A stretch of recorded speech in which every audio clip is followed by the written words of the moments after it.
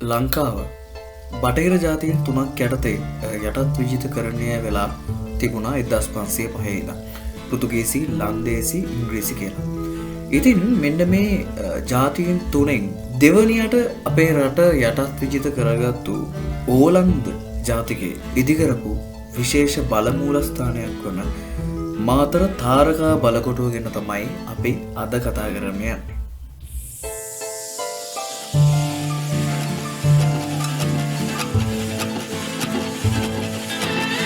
පෘතුගීසින් 1505 ලංකාවට ඒමත් සමග 1518 අල් බගේරියා කියන ජෙනරාල්වරයාගේ ප්‍රධානත්වයෙන් කොළඹ බලකොටුව ඉදිකිරීමත් සමග මොවුන් ලංකාවේ බටහිර වෙරළ තීරයේ දිගේ සහ උතුරු කරේ තමන්ගේ බලය ව්‍යාප්ත කරන්න පටන් ගන්නවා.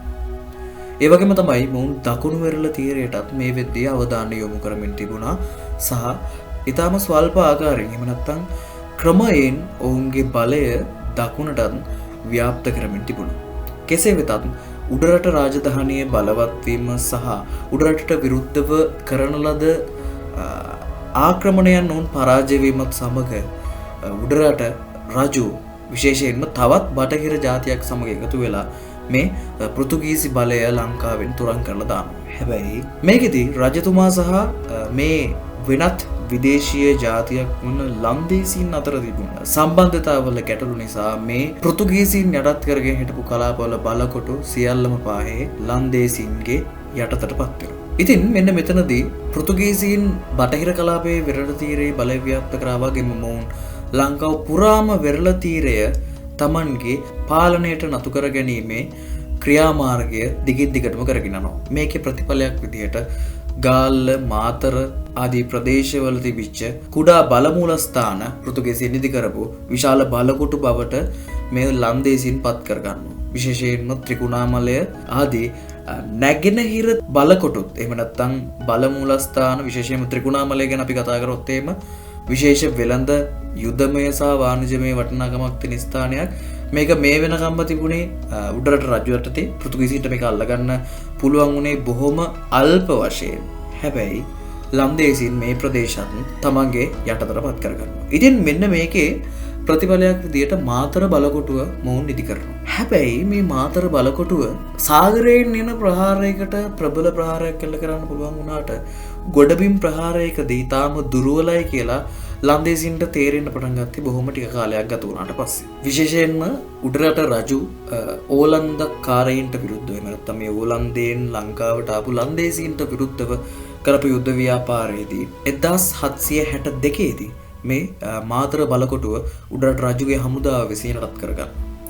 ඉතින් මෙන්න මේකෙදී අවුරුදු දෙකක එකමාර්ග විතර කාලයක් මේ මාතර බලකොටුව උඩරට රජු යටතේ තිබුණා කියලා තමයි සඳහන් වෙන්නේ.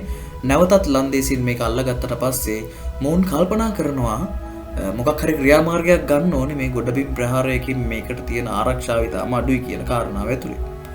ඉතින් මෙන්න මේකේ ප්‍රතිඵලයක් විදිහට මාතර බලකොටුවට ගොඩබිම් ප්‍රදේශයේ ගොඩබිම දෙසින් කිලෝමීටර් කිහිපයක් එහායින් ඉදි කරනවා තාරකා බලකොටුව. මාතර තාරුකා කොටුව කියලා කියන්නේ මෙන්න මේකට.